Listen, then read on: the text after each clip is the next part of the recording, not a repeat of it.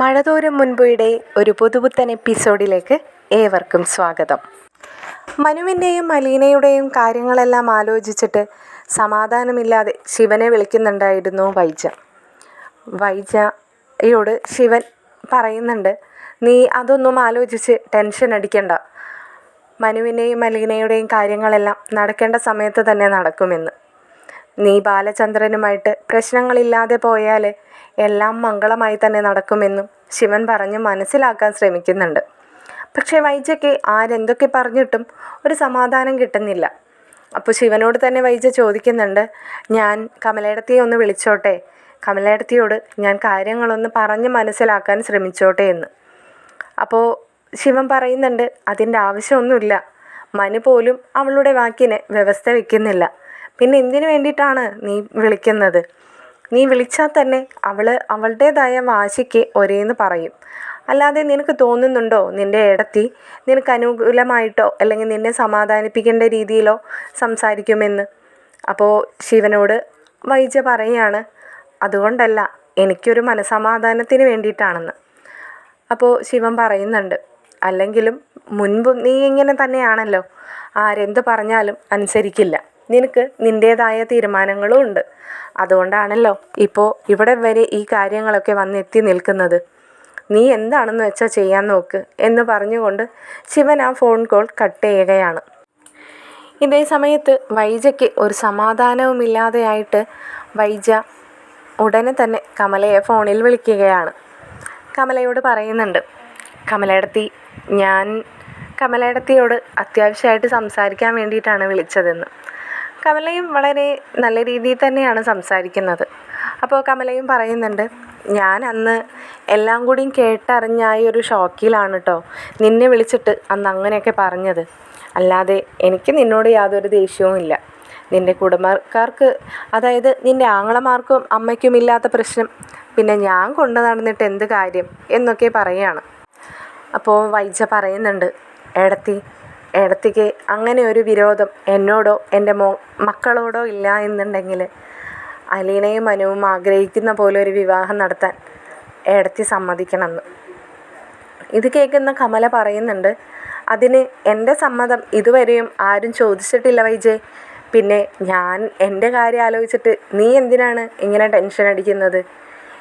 മനു തന്നെ എന്നോട് പറഞ്ഞതാണ്, എൻ്റേന്നല്ല ആരുടെയും അനുവാദം അവന് വേണ്ടാന്ന്. അലീന സമ്മതിക്കുകയാണെങ്കിൽ അവൻ വിവാഹം കഴിക്കുമെന്ന്. അവൾ സമ്മതിക്കാതിരിക്കാൻ വേണ്ടിയിട്ടാണല്ലോ അന്ന് ഞാൻ അവിടെ വന്ന് അതൊക്കെ സംസാരിച്ചത്. അതുകൊണ്ട് തന്നെയാണല്ലോ ഇത്രയും വലിയ സത്യങ്ങൾ അറിയാനും കഴിഞ്ഞത്. നീ അതൊന്നും ആലോചിച്ച് ടെൻഷൻ അടിക്കണ്ട, അലീന സമ്മതിച്ചാൽ ആ വിവാഹം നടക്കുമെന്ന്. അപ്പോൾ വൈജ പറയുകയാണ്, ഏടത്തി വിചാരിക്കുന്നത് പോലെയല്ല, ഏടത്തിക്ക് അങ്ങനെ ഒരു വാക്ക് അലീന തന്നിട്ടുണ്ടെങ്കിൽ ആ വാക്കിനെ മറികടന്നുകൊണ്ട് അവളൊന്നും ചെയ്യില്ല. ഏടത്തി വന്നിനി ഏടത്തിയുടെ മകന് വേണ്ടിയിട്ട് അവളോട് സംസാരിക്കാതെ അവൾ ആ വിവാഹത്തിന് ഇനി സമ്മതിക്കുകയുമില്ല. ഏടത്തി പറയുമ്പോഴേക്കും അവൾ സമ്മതിച്ച് തരണമെന്നുമില്ല. എൻ്റെ പൊന്നു വൈജേ, എന്നെ നീ വെറുതെ വിട്ടേക്ക്. ഇനി എനിക്ക് കേൾക്കാത്തതായിട്ടുള്ള ഒരു കുറ്റവുമില്ല. ഞാൻ വന്ന് അലീനയോട് സംസാരിച്ച് പോന്നതിന് ശേഷം മനു എന്നെ എന്തൊക്കെ പറഞ്ഞു കൂട്ടിയെന്നുള്ളത് എനിക്ക് മാത്രമാണ് അറിയുന്നത്. എനിക്കറിയില്ലായിരുന്നല്ലോ അലീന നിൻ്റെ മകളാണെന്ന്. അവൾക്ക് ചൂണ്ടിക്കാണിക്കാൻ ഒരമ്മയും ഒരു കുടുംബവും ഉണ്ടെന്ന്. അതിനാണ് എന്നെ കുറ്റക്കാരനാക്കിയത്. നിനക്ക് തന്നെ ചിന്തിക്കാവുന്നതല്ലേ, നിൻ്റെ മകൻ രോഹിത്ത് ആ ശരണ്യ എന്ന് പറയുന്ന പെൺകുട്ടിയെ വിവാഹം കഴിക്കുമോ എന്നൊരു ടെൻഷൻ നിനക്ക് എത്രത്തോളം ഉണ്ടായിരുന്നു? ശരണ്യ എന്ന് പറയുന്നവൾക്ക് ഒരച്ഛനും അമ്മയും ചൂണ്ടിക്കാണിക്കാനുണ്ട്, ഒരു വീടും വീട്ടുകാരും സഹോദരങ്ങളും ഉണ്ട്. ഈ പറയുന്ന അലീനക്ക് ആരെങ്കിലും ഉണ്ടോ? എൻ്റെ അറിവിലുണ്ടായിരുന്നില്ല വൈജയെ, അതുകൊണ്ടാണ് ഞാൻ അതൊക്കെ പറഞ്ഞു പോയതെന്ന്. വൈജയ്ക്ക് കമലയുടെ വാക്കുകളെല്ലാം തന്നെ സത്യമാണെന്നും ഒരമ്മയ്ക്കുണ്ടാകുന്ന ടെൻഷൻ തന്നെയാണ് കമലയ്ക്കുണ്ടായതെന്നും മനസ്സിലാക്കാൻ വൈജയ്ക്ക് കഴിയുന്നുണ്ടായിരുന്നു. എങ്കിലും വൈജ കമലയോട് പറയാണ്, ഏടത്തി, അവൾ എൻ്റെ മകളാണ്. അവൾക്ക് ചൂണ്ടിക്കാണിക്കാനായിട്ട് അവൾക്കൊരച്ഛനും ഉണ്ട്. അവളെ ജനിപ്പിച്ച അച്ഛനല്ലെങ്കിലും അതിനേക്കാളേറെ അവൾ വില വയ്ക്കുന്നത് ബാലചന്ദ്രനെ തന്നെയാണ്. അപ്പോൾ പിന്നെ അവൾക്ക് അച്ഛനും അമ്മയും ഇല്ലേ ഏടത്തി? അവൾക്ക് സഹോദരങ്ങളുണ്ട്. 2 സഹോദരിയും ഒരു സഹോദരനുമുണ്ട്. അവൾക്ക് അങ്കിളും ആൻറ്റിയും ഫാമിലിയും എല്ലാവരും ഉണ്ട്. ഇനി എന്താണ് ഏടത്തിക്ക് വേണ്ടത്? സ്വത്തും പണവുമാണോ? എങ്കിൽ അതും ഉണ്ട് ഏടത്തി. ഏടത്തി പറയുന്നതിനേക്കാളും ഒരു പടി മുകളിലായിരിക്കും അവൾക്ക് ഞങ്ങൾ അതൊക്കെ നൽകാൻ പോകുന്നത്. ബാലചന്ദ്രൻ അത് എല്ലാം കണക്കാക്കി തന്നെയാണ് നടക്കുന്നത്. അതിനേക്കാളേറെ എൻ്റെ കയ്യിലുമില്ലേ ഏടത്തി. പിന്നെ എന്തിനാണ് ഏടത്തി അതെല്ലാം ആലോചിച്ച് ടെൻഷൻ അടിക്കുന്നത്? വൈജയ്, ഞാൻ പറഞ്ഞില്ലേ, അവൾ നിൻ്റെ മകളാണെന്ന് അറിയാതെയാണ് ഞാൻ അതൊക്കെ സംസാരിച്ചത്. എങ്കിലും ഞാനൊരു കാര്യം പറയാം. എൻ്റെ സമ്മതം ആർക്കും വേണ്ട. ഇനി അഥവാ എൻ്റെ സമ്മതം ചോദിച്ചിട്ടാണെങ്കിൽ അങ്ങനെ ഒരു വിവാഹത്തിന് ഞാൻ സമ്മതിക്കുകയുമില്ല വൈജയ്. അത് ഒരമ്മ എന്ന നിലയ്ക്ക് എനിക്ക് അംഗീകരിക്കാൻ കഴിയില്ല. ഈ വീട്ടിൽ എൻ്റെ അമ്മായിയമ്മയെ നോക്കാനായിട്ട് ഒരു സർവൻ്റായിട്ട് വന്നവൾ നാളെ എൻ്റെ മകൻ്റെ ഭാര്യയായി തീരുക എന്ന് പറയുന്നത് എനിക്ക് തീരെ അംഗീകരിക്കാൻ കഴിയാത്ത കാര്യം തന്നെയാണ് വൈജയ്. അത് ആരൊക്കെ എന്തൊക്കെ പറഞ്ഞാലും അവളെ പൊന്നുകൊണ്ട് മൂടിയാലും എനിക്ക് അത് അംഗീകരിക്കാൻ കഴിയില്ല. കമല വളരെ മാന്യമായി തന്നെയാണ് വൈജയോട് കാര്യങ്ങൾ പറഞ്ഞ് മനസ്സിലാക്കുന്നത്. വൈജയും തിരിച്ച് പറയുന്നുണ്ട്, എങ്കിൽ ഏടത്തി പറ, ഏടത്തിക്ക് എൻ്റെ മകളെ അംഗീകരിക്കാൻ വേണ്ടിയിട്ട് ഞാൻ എന്താണ് ചെയ്യേണ്ടത്? മനുവിൻ്റെ തോളോട് തോൾ ചേർന്ന് ഞാൻ അലീനയെ നിർത്തണോ? അതോ അതിനേക്കാളേറെ അവളെ പഠിപ്പിക്കണോ? എന്തിനും ഞാൻ തയ്യാറാണ് എന്ന് എനിക്ക് തോന്നിയിട്ടില്ല. അതാണ് അലീനയെ നിങ്ങൾക്ക് പറ്റിക്കാമായിരിക്കും. എൻ്റെ മകള് ഒരുപാട് സ്നേഹിക്കുന്നുണ്ട് മനുവിനെ. പക്ഷേ അവൾ അതെല്ലാം ഉപേക്ഷിക്കാൻ തയ്യാറായി നിൽക്കുന്നത്, അല്ലെങ്കിൽ ഉപേക്ഷിച്ച് നിൽക്കുന്നത് ഏടത്തിക്ക് വേണ്ടി മാത്രമാണ്. അവളുടെ മനസ്സ് കാണാൻ എനിക്ക് കഴിയുന്നുണ്ട് ഏടത്തി. എന്നിൽ നിന്നും അകറ്റി നിർത്തിയിരിക്കുകയാണ് ബാലചന്ദ്രൻ അവളെ. പക്ഷേ ഒരമ്മയ്ക്ക് മക്കളെ മനസ്സിലാക്കാൻ കഴിയുമല്ലോ, അതേപോലെ തന്നെയാണ് എനിക്ക് അവളെ മനസ്സിലാക്കാൻ കഴിയുന്നുണ്ട്. കമല വൈജയോട് പറയാണ്, വൈജയ്, നീ എന്നെ നോക്കണ്ട. ഞാൻ പറഞ്ഞില്ലേ, എൻ്റെ ഇഷ്ടങ്ങൾക്ക് നീ പ്രാധാന്യം നൽകണ്ട. മനു ഒരിക്കലും എൻ്റെ ഇഷ്ടങ്ങൾക്ക് നിൽക്കില്ല. അത് തന്നെയാണ് എനിക്ക് നിന്നോട് പറയാനുള്ളത്. ഏടത്തിക്ക് ഞാൻ പറയുന്നത് മനസ്സിലാവാഞ്ഞിട്ടാണോ? മനുവിൻ്റെ ഇഷ്ടത്തിന് മാത്രമല്ലല്ലോ ഇവിടെ പ്രാധാന്യം. മനു അലീനയെ വിവാഹം കഴിക്കണമെങ്കിൽ അലീന സമ്മതിക്കണമല്ലോ. അത് നടക്കില്ലെന്നാണ് ഏടത്തി ഞാൻ പറയുന്നത്. ഏടത്തി എന്നെ ഒന്ന് മനസ്സിലാക്കുന്നു. അപ്പോൾ കമല പറയുന്നുണ്ട്, ഞാൻ പറഞ്ഞില്ലേ അത് ഒരിക്കലും നടക്കാത്ത കാര്യമാണെന്ന്. എൻ്റെ ഇഷ്ടത്തോടു കൂടി ഒന്നും നടക്കുമെന്ന് നീ ഒരിക്കലും പ്രതീക്ഷിക്കണ്ട. പിന്നെ എനിക്ക് ഇഷ്ടമല്ലെന്ന് കരുതി ഇത് നടക്കാതെയും ഇരിക്കില്ല വൈജയ്. നീ എന്നെ വിട്ടേക്ക്. എനിക്കിതിനെക്കുറിച്ച് ഇനി കൂടുതലൊന്നും സംസാരിക്കാനില്ല എന്ന് പറഞ്ഞുകൊണ്ട് കമല കോള് കട്ട് ചെയ്യാണ്. വൈജയ്ക്ക് ആകെ സങ്കടം വരുന്നുണ്ട്. വൈജ ഉടനെ തന്നെ അമ്മയുടെ മുറിയിലേക്കാണ് പോകുന്നത്. അമ്മയോട് ചെന്നിട്ട് വൈജ കാര്യങ്ങളൊക്കെ പറയുകയാണ്. അമ്മേ, ഞാൻ എന്താണ് അലീനയ്ക്ക് വേണ്ടി ചെയ്തു കൊടുക്കേണ്ടത്? അവളോടൊന്ന് സംസാരിക്കാൻ പോലും ബാലചന്ദ്രൻ എനിക്ക് അനുമതി തരുന്നില്ല. എനിക്ക് തരണ്ട, അലീനയ്ക്ക് പോലും കൊടുക്കുന്നില്ല. എന്നോട് മിണ്ടരുതെന്നും എൻ്റെ കാര്യങ്ങൾ ഒന്നും തന്നെ ചെയ്തു കൊടുക്കരുതെന്നും പറഞ്ഞിട്ടാണ് അലീനയെ ഇപ്പോൾ ഇവിടെ നിർത്തിയിരിക്കുന്നത്. ഒരിക്കൽ കൃഷ്ണമോള് ദേഷ്യം വന്നപ്പോൾ എന്നോടങ്ങനെ പറഞ്ഞിരുന്നു. അതെനിക്ക് മനസ്സിലാവുകയും ചെയ്തു.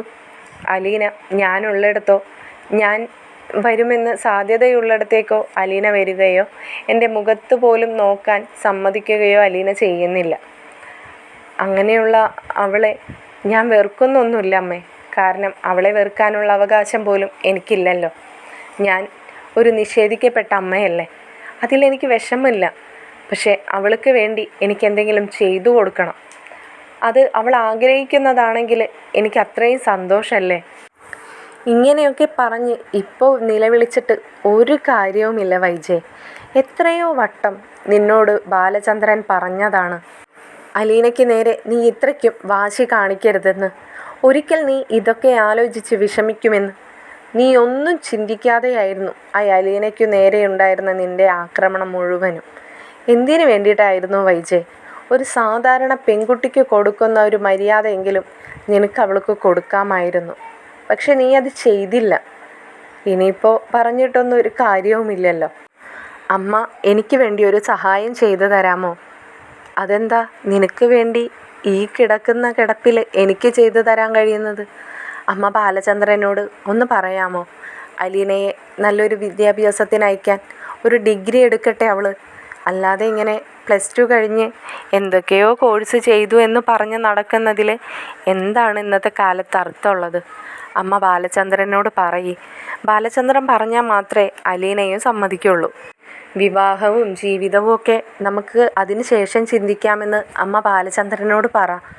അപ്പോൾ ബാലചന്ദ്രൻ തീരുമാനിച്ചോളും പിന്നെ എന്ത് വേണം എന്നുള്ളത്. ചിലപ്പോൾ ബാലചന്ദ്രൻ അവളുടെ വിദ്യാഭ്യാസത്തെക്കുറിച്ചിട്ട് അങ്ങനെ അധികം ചിന്തിക്കാത്തത് കൊണ്ടായിരിക്കും ഇങ്ങനെ നടക്കുന്നത്. അല്ലെങ്കിൽ അവൾക്ക് വേണ്ടി ഇത്രയൊക്കെ കാര്യങ്ങൾ ചെയ്യുന്ന ബാലചന്ദ്രൻ അത് ഓർക്കാതിരിക്കില്ലല്ലോ. ഇത് ഞാൻ പറയാം വൈജയ്, നീ ഈ പറഞ്ഞത് വളരെ ന്യായമായ ഒരു കാര്യം തന്നെയാണ്. ഇതിനെക്കുറിച്ച് നമുക്ക് ആലോചിക്കാവുന്നതാണ് എന്ന് പറഞ്ഞ് അമ്മ വൈജയെ സമാധാനിപ്പിക്കുന്നുണ്ട്.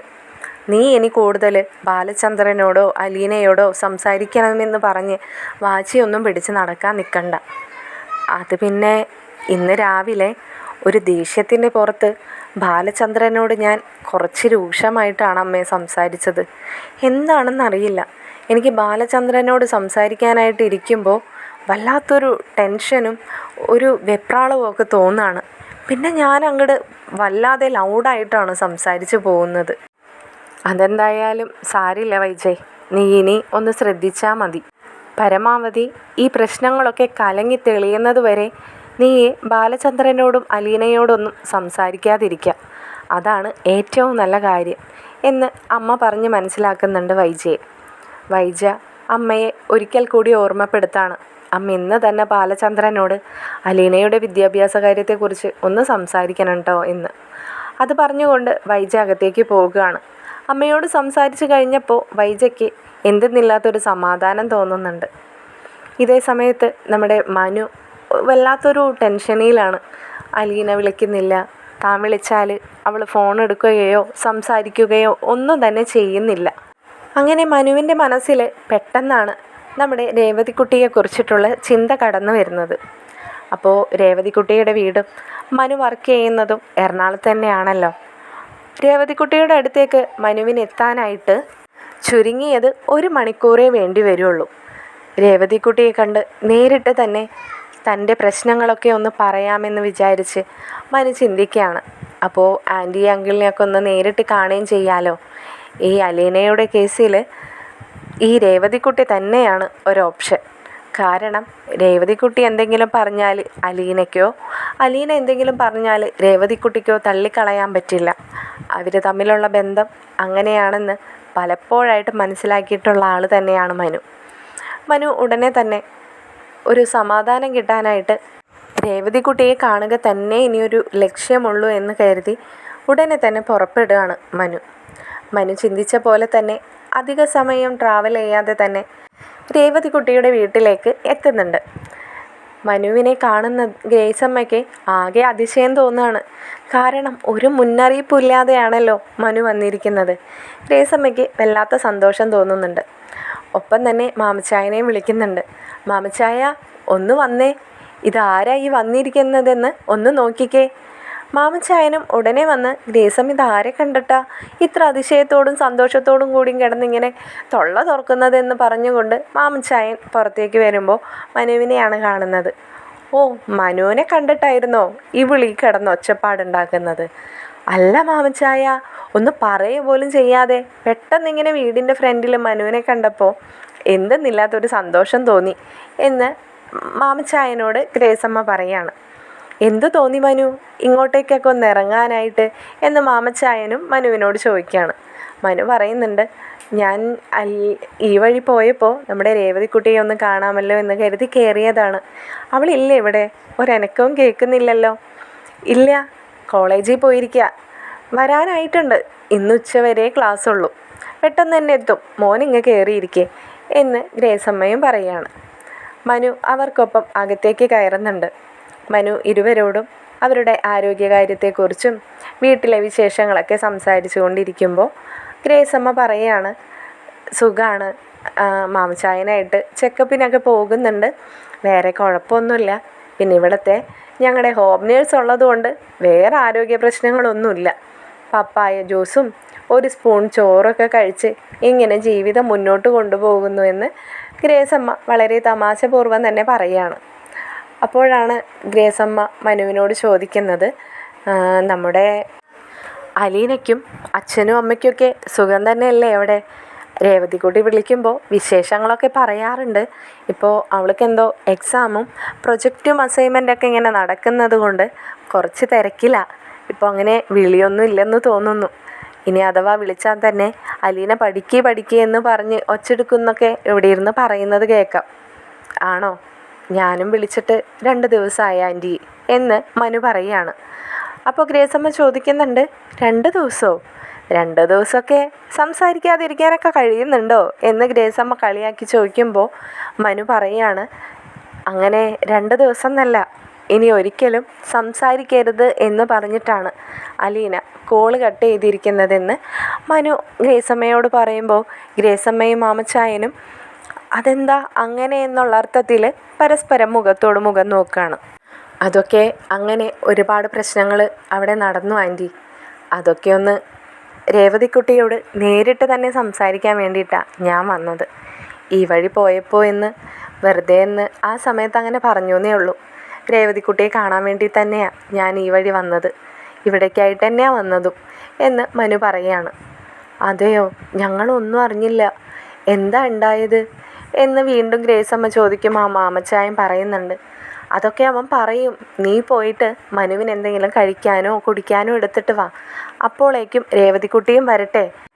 അയ്യോ, മനുവിനെ കണ്ട സന്തോഷത്തിൽ ഞാനതങ്ങ് മറന്നുപോയി. ഞാൻ പോയിട്ട് എന്തെങ്കിലും കുടിക്കാൻ എടുത്തിട്ട് വരാട്ടോ എന്ന് പറഞ്ഞുകൊണ്ട് ഗ്രേസമ്മ കിച്ചണിലേക്ക് പോകുന്ന സമയത്ത് തന്നെ രേവതിക്കുട്ടി കടന്നു വരികയാണ്. രേവതിക്കുട്ടി സിറ്റ് ഔട്ടിൽ നിന്നും ലിവിങ് റൂമിലേക്ക് എത്തുമ്പോഴേക്കും മനുവേട്ടനെ കാണുന്ന സന്തോഷത്തിൽ അവൾ ഓടി വന്ന് മനുവേട്ടൻ്റെ മുമ്പിൽ നിൽക്കുകയാണ്. ഒരു കൊച്ചുകുട്ടിയുടെ സന്തോഷത്തിൽ മനുവിനോട് ചോദിക്കുന്നുണ്ട്, മനുവേട്ടാ ഇതെപ്പോഴാണ് വന്നേ? മനുവേട്ടനൊന്നും പറഞ്ഞില്ലല്ലോ. ഈ വഴി പോയപ്പോൾ വെറുതെ കയറിയതാണോ, അല്ലെങ്കിൽ എന്നെ കാണാനായിട്ട് വന്നാണോ എന്നൊക്കെ ഇങ്ങനെ ശ്വാസം വിടാതെ ചോദിക്കുമ്പോൾ മാമച്ചായൻ പറയുന്നുണ്ട്, എടി മോളെ നീ ഒന്ന് ശ്വാസം വിട്ട് ചോദിക്കേ. അതിനിടയിൽ മറുപടി തരാനായിട്ട് അവനും ഒരു ഗ്യാപ്പ് കൊടുക്കുന്നു.